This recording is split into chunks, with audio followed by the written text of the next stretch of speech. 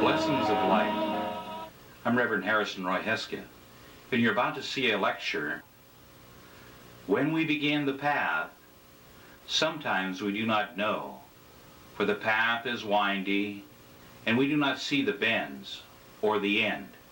But as we travel the path, it becomes straight and narrow until we reach our goal. Sit back and intensify now your attention, concentration, observation into a meditative state, and open your contemplative and superconscious natures to absorb blessings.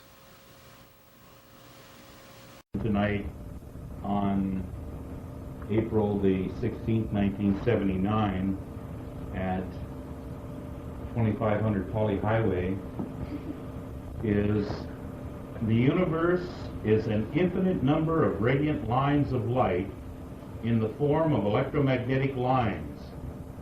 Everything that is light radiates. All the radiant lines are touching and supporting one another.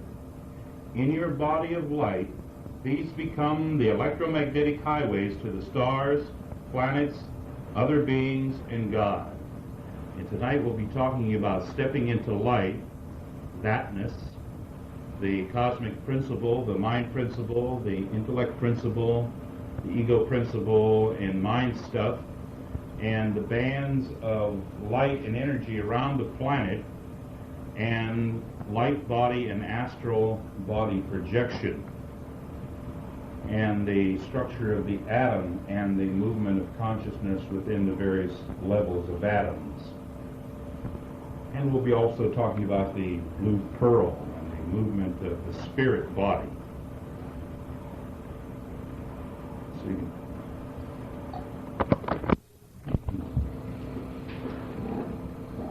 Tonight we're talking about light body projection, astral projection. But before we get into that, I was studying in the side of the soul, or I think it's Jaiva Jnana in the Hindu teachings, which is the science of the soul, about the Antakarana, which is a bridge in consciousness moving from the outer to the inner self, and then from the heart to the crown chakra. This Antakarana moves, and it has four basic energies that move over that Antakarana: the cosmic principle, the mind principle, the intellect principle, and the ego principle moves over that Antakarana. It's called Atma, Buddhist, Manas, and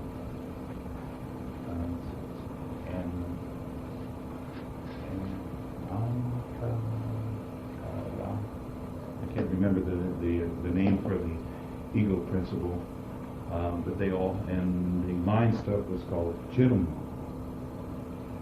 So I to the English terms so that I can tell you more in that way than I can by relating the Hindu terms or the Buddhic terms or the Christian terms or this. So I'm going to just relate it to you in English, because I learned this in many different fields of training. Not only the Hindu teachings, but the Tibetan teachings on the Antakarana or the Rainbow Bridge, the Nordic teachings from Egypt, and teachings from Atlantis, and many different places to bring this information to you. In atomic theory, the atom's structure is electrons floating around a nucleus, which is comprised of a proton and a neutron. The electrons floating around this nucleus is known as your electronic body. And this electronic body can transfer energies from one atom to another.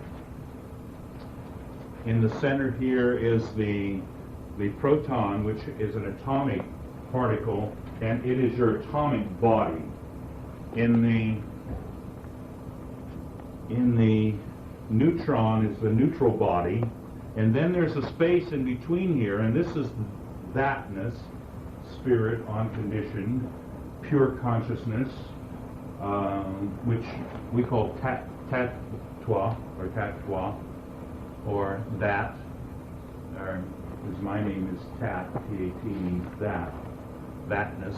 This means literally thatness, and so it's thatness in here that is generated, that comprised and impacts as these other levels of experience or being or form. So from the formless, form comes into manifestation. It comes through our cosmic principle of consciousness, this thatness coming in through this neutral plane, because God's neutral in all things, or He's in all things, in the center of all things, and it has no weight or no up or down or no dimension as we know dimensions. The mind principle is the first principle that holds this thatness and cosmic principle in form. So you've heard me say before, the mind holds all things in form. The mind holds all things in form. So when we are creating from nothing into something, the nothing is really something, it's that. And so we're creating from thatness into form, or God in His unmanifest form into the mind, and then the mind holds all things in form. The intellect principle, or Buddhic principle, is the omniscience, or how all things are working within the mind. And so as the mind holds all things in form, the intellect then gives it description, or describes it, or it has a set matrix that it can express through, where you can take and describe the form by this knowingness of it. Or in this principle here, it's knowing all things. The ego principle is the individual like you and I that are drawing upon these other levels of consciousness, and we're drawing them into the self, the ego principle, or self. Now this isn't the personality principle as we that is illusion is passing. We're talking about the ego principle that is everlasting. It is the self in you. And so we are drawing this other forces into the self through an expression of mind stuff. The mind stuff is all of these forms within that, everything that is comprised of this Chittamore mind stuff. How that relates is this. At this level, there is no atom structure. Here, there is the atoms are very light and vague in their structure, and as they come down through each one of the principles, they get denser and denser until they are taking solidity through the ego principle and coming through the mind stuff here that the ego principle, the intellect principle, and the mind principle take and work with. So they form as trees and rocks and elemental forces upon this planet. The Chittamore mind stuff forms in your automobiles and your relationships and everything. It is that, and it's the principle within that. What you're simply doing is you're reversing this process when you're doing a transference of consciousness. Now we've heard the word astral projection. Actually, you're not really projecting anything. It's already there. What you're doing is you're transferring. You're transferring your attention from a physical focus to a focus in the astral plane or mental plane or in the spiritual plane. You're transferring attention, concentration, observation, meditation, contemplation, and superconscious awareness. You are transferring those principles of your sevenfold self into these other levels of atoms, which are not physicalized atoms. We have emotional atoms, we have mental atoms, we have spiritual atoms. And the physical atoms we can see and touch with the physical plane. The emotional atoms we can feel and touch with our emotional body. The mental atoms, thoughts are things, you can touch and they become solid to the mind. So each of these planes are solid relative to the experience upon them. When your monopoly of consciousness is there, that plane is more solid. When you're dreaming, the dream state is more solid than the physical state because you have more attention, more concentration, more observation, more merging with that plane, more creative energy there, more super consciousness there as you transfer, pay more attention to your dreams. So that plane becomes very solid to you. So the dreams are real, just like this physical dimension is real. Thoughts are real. Everything is real. And so you are taking and moving away from illusion and things that aren't to what is in reality truth. Around this planet, the structure of this planet is so comprised that we have the densest as the physical ball of the planet. And the atmosphere gets finer and finer and finer until it touches space. The physical planet itself is our physical contact here. And so we are physically walking upon the planet, we're building upon the planet, and so this comprises our physical manifestation. From the surface of the planet at sea level, and you have some mountains that will go over this altitude, to 2,000 feet, and I think we've all got this at one time before in the astrophysics training, is you have an astral belt. These are atoms that are finer than the physical atom, not as dense, that make them comprise the elemental forces of the earth and the water and so on and so forth that we see in solidity here, or even the air, which is air in its construction. But you have an astral belt around this planet that goes up to 2,000 feet. And if you notice that people closer around the sea level are more in emotional strata and physical strata, then the people get up higher in the mountains. And the higher you get in the mountains, the more you get into the environmental consciousness, higher abstract consciousness, and so on and so forth. Goes spacing out, trailing along in the mountains. They like to get away from people.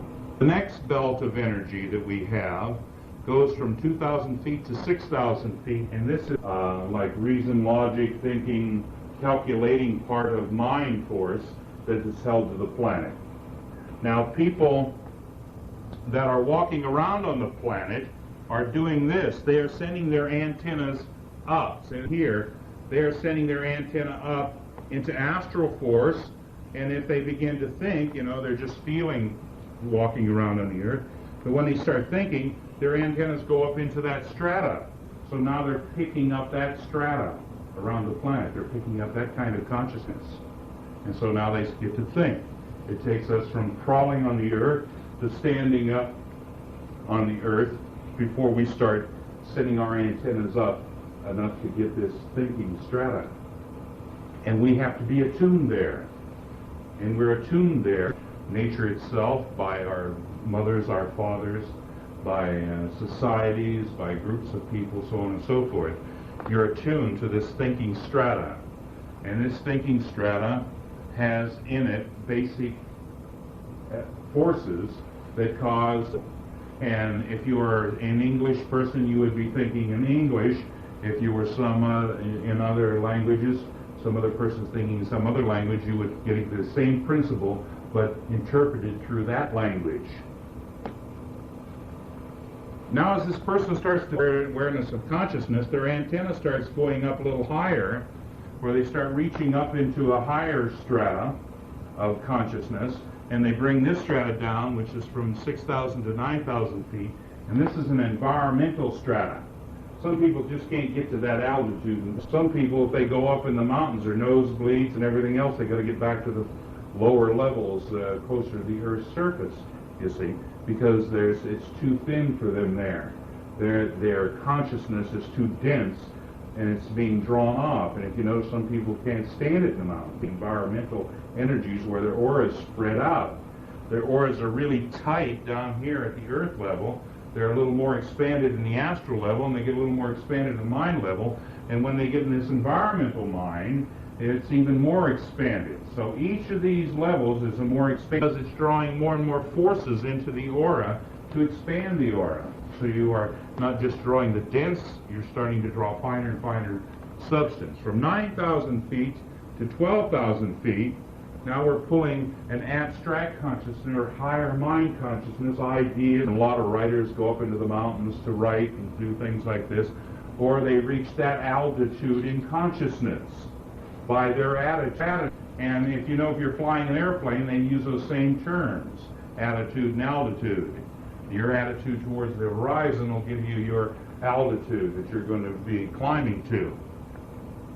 So when you have a higher attitude in consciousness, you are drawing higher and finer elements of consciousness to fill your aura with. So your antenna is going up a little bit higher, going a little bit higher in consciousness. And you get into this abstract force here. In this 12,000 foot level, we take in and we began to, this is 12,000, we start getting clearer ideas, we get more creative power. We're not as confined to these lower planes, and so we got to watch it. We don't start spacing out because we have an expanded mind at these higher levels. There's no limits to what we can really do. But then when we bring it down here in these other planes, then we're limited by how much we are identified with these lower planes. Some people are running around with their antennas way up in consciousness. They got a line of light coming right out of the top of their head that is feeding from the mind force into the brain, so the brain can calculate it and use it on the physical dimension. They take and they use this and they start spacing out. They walk around spacing out. Oh, everything's wonderful, it's beautiful. Those kind of things. See? And if you notice that people live at those higher levels are more spiritually oriented or have a broader abstract consciousness. They have an abstract consciousness. Like our friends in Tibet and things like that in the high Himalaya mountains. Or even in the Andes or the mountains. And you notice that mountains are predominant within the sites of spiritual centers, like Mount Shasta and the Grand Tetons and Lake Titicaca and the Andes Mountains and the Himalaya Mountains, and that are all very high spiritual centers, and they have a lot of spiritual things going on there, or abstract or higher mind things going on there that people down at the sea level does. When you get up here into the strata that goes up from 12,000 to 20,000 feet, you're reaching into a higher spiritual strata. This strata here deals with spirit force, and it deals with spiritual forces, and some say the heavens in this area. When the Russian cosmonaut went up there, he says, well, he didn't see heaven on his radar screen, so he didn't believe there was any such thing. But you notice that sounds like a physical point of view, doesn't it? We're not looking at a physical point of view. This is a metaphysical or beyond the physical point of view.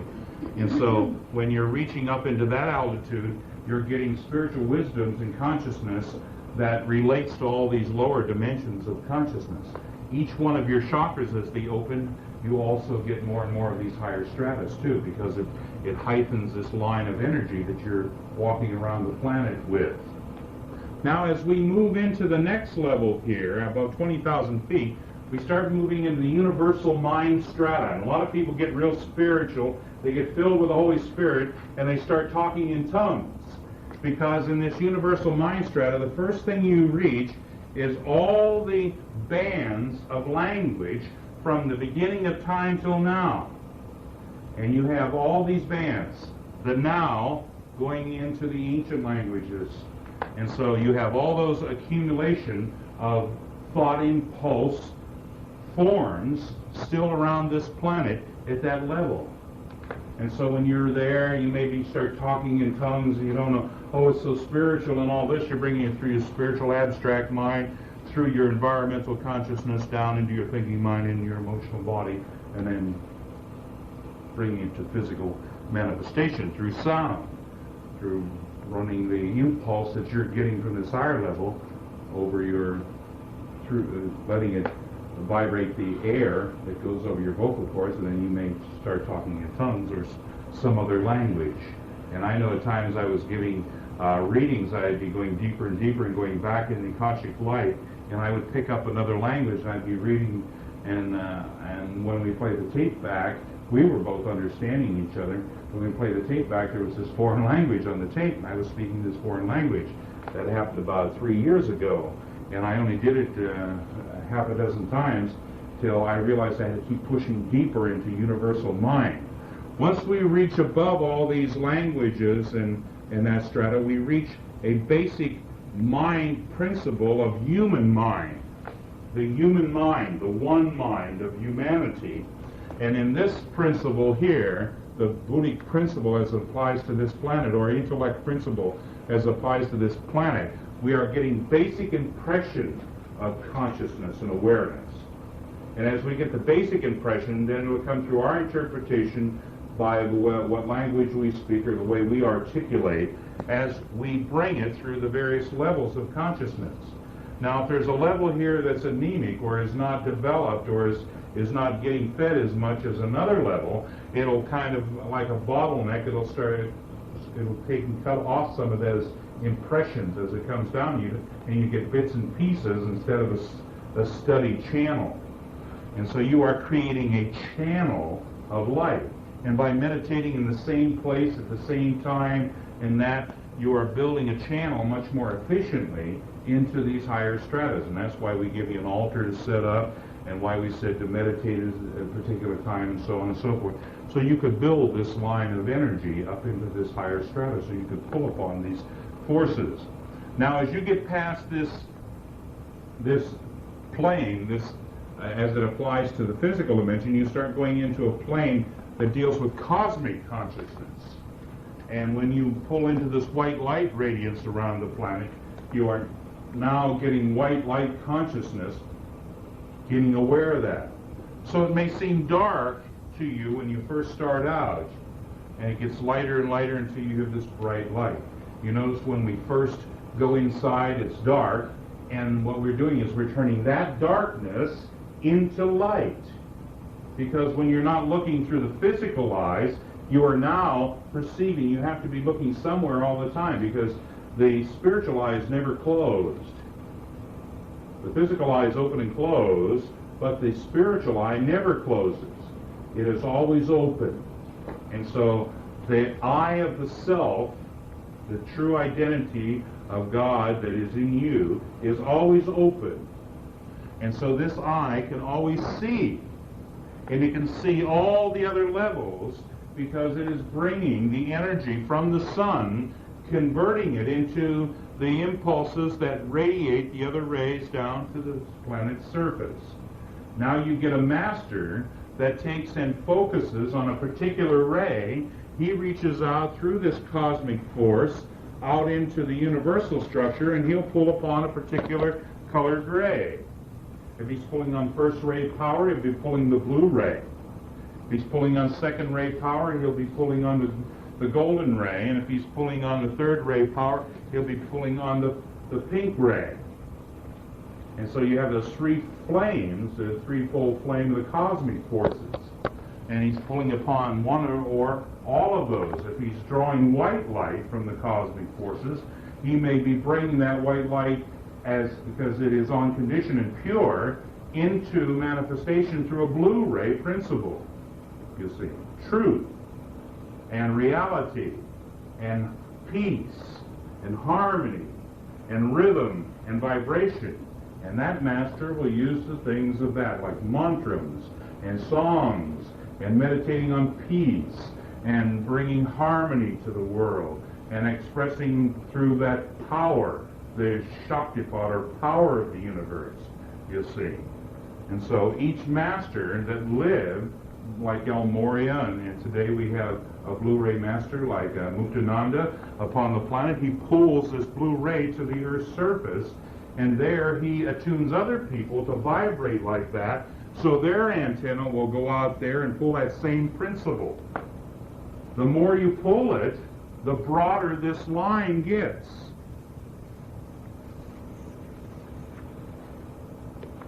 Now that principle is also within this structure here. It is already touching the Earth's surface.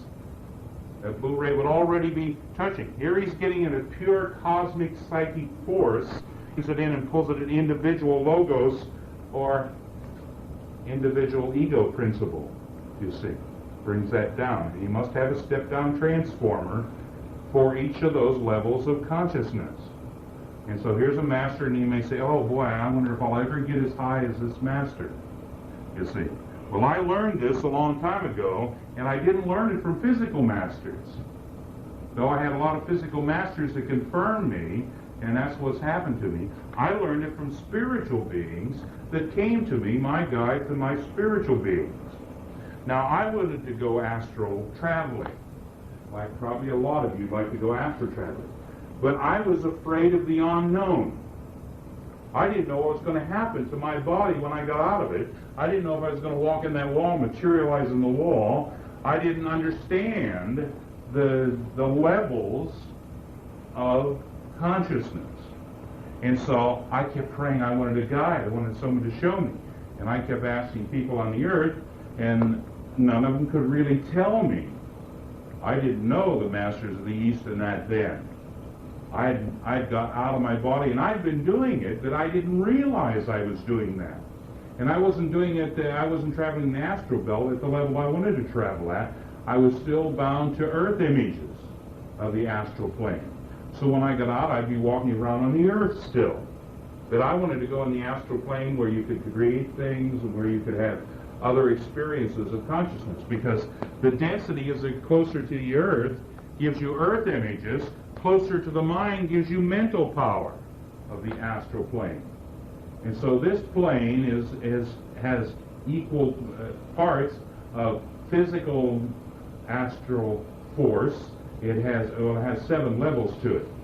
The first 3 deal with the physical, moving up into more etherical levels, and then astral or emotional levels into mental levels. And in the mental levels, there's no forms, there are light fields. And then when you get into the mind force, there are fields of light that are luminous and alive within themselves, and you're traveling within that without the benefit of a physical looking body. And so I would get out in perception in some of these areas, and I'd see things and experience things by impression, but they didn't have the forms of the physical dimension for me to relate to. So I kept praying for guides to come and help me. And I got up into this violet fire by praying and chanting the blaze violet fire, blaze chant of Saint Germain, and kept asking for that power and asking for him to guide me. So he started taking me out of my body, and I'd go to places like the Grand Tetons. I went to Lake Titicaca. I went to Shasta. I went to those kind of places. I went to a place in, I forget the name of the mountain now. It's in Australia. I went with Saint Germain there as well. And he would come and he'd say, when I'd be in my meditation, he'd say, be out of your body, standing in front of your body at a certain time, and I will take you. And so when I'd go in my meditation, like I'd meditate in the morning, he'd say, tonight at 8 o'clock, be out of your body, and I'll take you on an experience. Know what you want to do. And so I remember, oh, what am I going to do? The first thing I was going to do is I wanted to see the books of prophecy that David saw. You see? So I says, I want to see the books of prophecy. So at 8 o'clock, I'd been practicing just stepping out of my body and back in, stepping out of my body and stepping back in. I was standing there and I was waiting, and Saint Germain materialized, and he took my hand, we floated right up through the ceiling, right outside, and we started traveling, and it started moving very quickly, and I noticed that now we were coming out of a cloudy, misty kind of energy down into a more solidified energy, and saw the ground, and we went down into this ground, which he said was in the Holy Land. And down into these caves we went. We were under the ground, and we were in these caves, and there was this book, the book of prophecy, and I thought it was like our books that opened this way, but it opened this way. And I went over there, and I was able to open the book, but I couldn't read it. It was in another language. And he says, well, you asked to see it. You didn't ask to read it.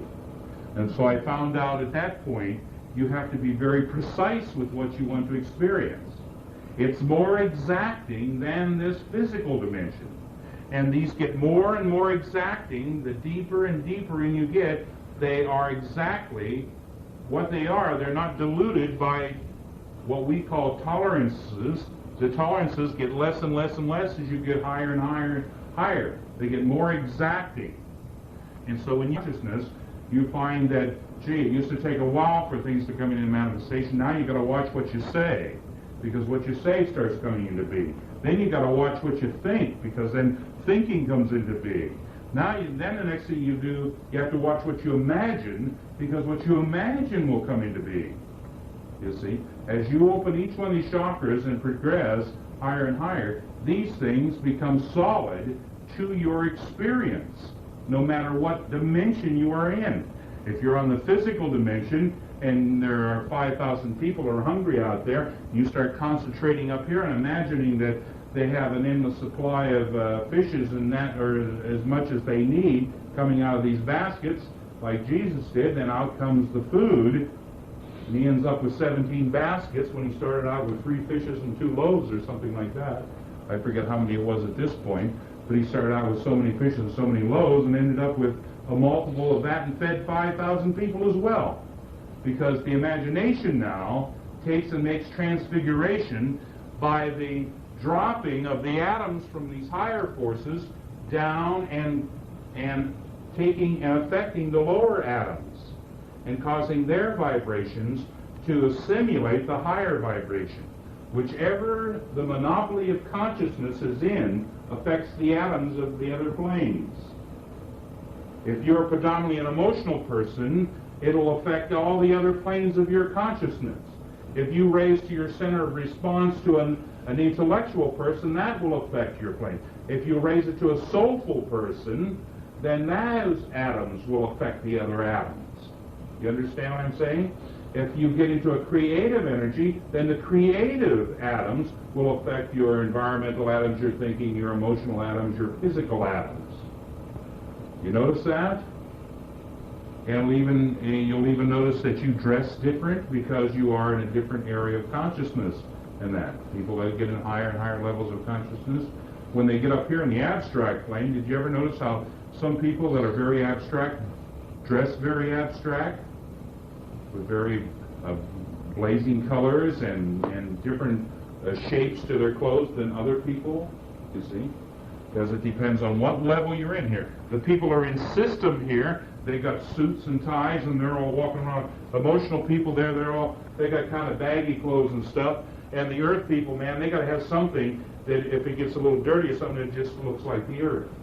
Because they run around their ODs and stuff like that. You see, jeans, and so they're physically oriented. So if you look, the clothing also gets finer and finer.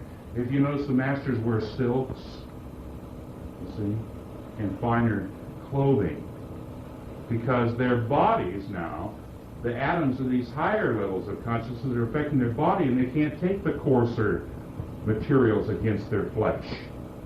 So they have finer and softer things against their flesh, you see. Soulful beings, finer, softer things, you see, so on and so forth. So the fabrics get finer too. The denseness of the consciousness draws the denseness of the clothes. I see people run around here in heavy clothes. Yeah, and I see other people run around very light clothes. You see, it's because it's due to their conscious level, what level they're identifying with. And so as you get, the self is pure, whole and all. It has no boundaries to it. But the personality will condition whatever the self is seeking to do on this dimension by its accumulation of the atoms of that plane of its expression.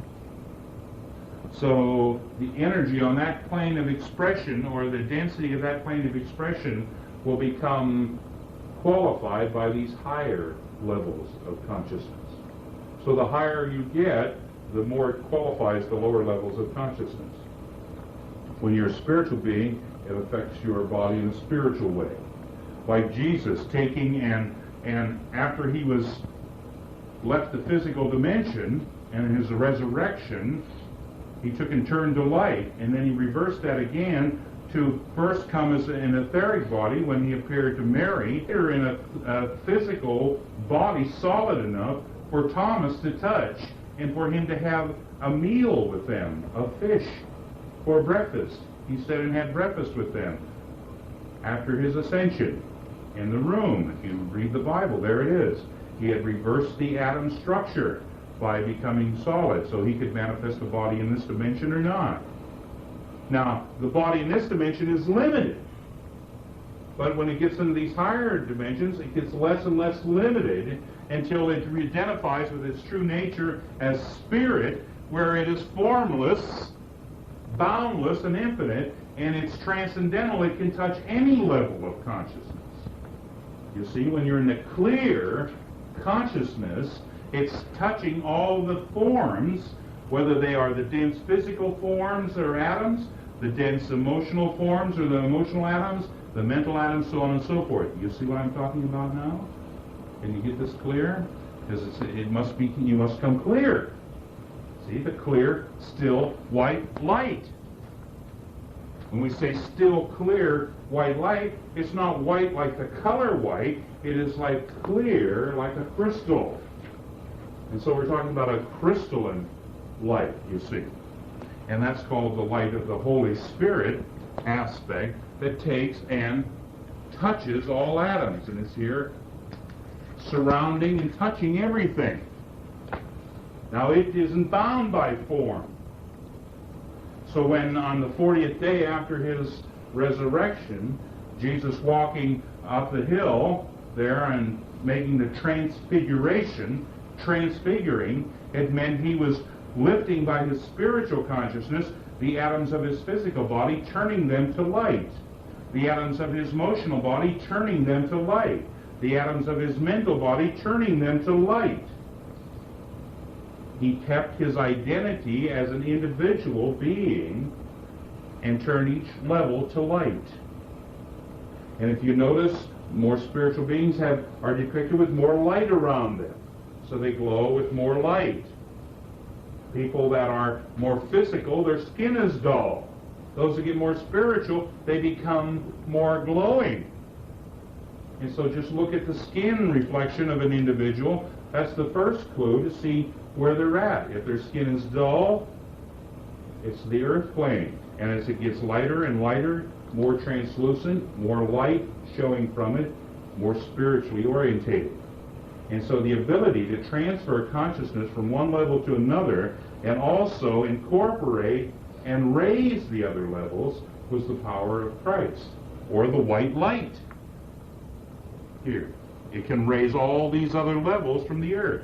Why do they always say heaven's up there? Heaven's up there, you see. Well, really, heaven's right here, because those atoms aren't just there. They come all the way to the surface. In fact, they go right through the planet. They're touching all the other atoms.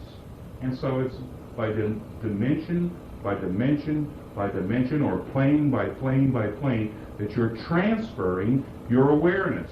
You're no longer just paying attention to physical things when you are doing a transfer into the astral plane. You are now transferring that attention that you pay predominantly to the physical dimension to the astral plane. And that takes a while to make that transference, to start looking through that eyes, the astral eyes, rather than physical eyes. You see? That doesn't mean there's a pair of eyes that look like the physical in the astral body. It means your perception there is seeing the astral plane rather than your perception coming through these objects of perception known as the eyes, the objects of perception known as the eyes, seeing the physical dimension. So when you open up your astral eyes, you are opening into that plane. It's called astral because it looks like little pins and sparkly lights. It looks astral. Looks like it has little stars and stuff in it. And the beings in there appear that same way because they are more higher and finer in their construction than the density of the physical body. It's that simple. It's that simple. And as they get into the spirit body, the As they get into the spirit body, that's even finer. And I've seen with the at the Universal Church of the Master over there, they have one group that take pictures of spirits, and they have them in their magazines and that. And they have one of an old man that's sitting in a chair like this, and he looks just like a transparent being sitting there, because he's in a spirit body. He's no longer in a dense body like the physical body. Now, when you're in that other dimension, you are not subject to the physical laws. When you're in the astral plane, you're subject to the astral laws. When you're in the mental plane, you're subject to mental laws. When you're in the spiritual plane, you're subject to spiritual laws. So understand, the most restricted laws are the physical laws. And they get less restricted as you get into the finer bodies of consciousness. Meaning you're conscious in finer bodies. You see, it's that simple. So you're transferring your attention from this dense body to one that's a little less dense, a little less dense, to a little less dense, until you are perception in your spirit body. One of the spirit bodies we use is a little blue spark of light. And I don't know whether you've seen this yet. It's called the blue pearl. This little spark of blue light. And you're transferring your attention within that structure rather than in the structure of this physical body, to move in that structure. And you can move beyond this blue pearl to be pure perception, where you can perceive by the expansion or contraction of your awareness. And it is not bound by up or down or back or forth or any size. So you can look at the whole universe at once, or you can look at one atom, or one part of the atom, you see, with this type of spiritual sight and light body travel. Now, if you notice, there's a mantra that we do in our aura expansion. It says, I am light and energy emanating eternity. I am light and energy emanating eternity. That's to transfer your attention from being a physical body with 2 legs and 2 arms and a head and a torso. You know, you could do that mantra. I'm my physical body. I'm physical. I'm physical. You know. Well, you've been saying that a long time. That's why you feel so solid, you see. But you would be solid on that dimension if you would say, I am light and energy emanating in eternity. You're transferring your attention from focus here to focus there. There is no time. There is no space. It's wherever you're paying attention. That's where you're at. Because you're everything. You're God experiencing Himself. You are everything. And you can be in the whole body of God, or you can be in one ray of that body. You see. Understand that. Wherever you're paying attention, that's where you're solid at. How many times have you been sitting in there after you've taken a trip and you're still on the trip, and somebody comes in and says something, you jerk. You snap back to physical consciousness. When you were there still flying, or still driving down the road, or still seeing the old scenery again. You see? You were traveling in another body of consciousness, but you're hung up on legs and arms and heads and torsos here, because this body was constructed to operate on this planet in the physical universe, and it's not even constructed to operate on the planet Mars or some other planet, because it is not constructed to do that. But the spirit body can go anywhere. The body of light can travel anywhere. Understand that. Now, as the earth is held to the sun by electromagnetic pull, a gravitational pull, a line of electromagnetic energy. That's a highway. And every line of light from every star that you see upon this planet, there's a line of light coming in it. There is a line of light coming to this planet, electromagnetic line. These become the highways of the universe. You understanding this? And so when you are on your body of light, you can travel upon that highway. Now there is no time, there is no space, so you can be 4.3 light years away from here in a matter of paying attention. In a matter of paying attention.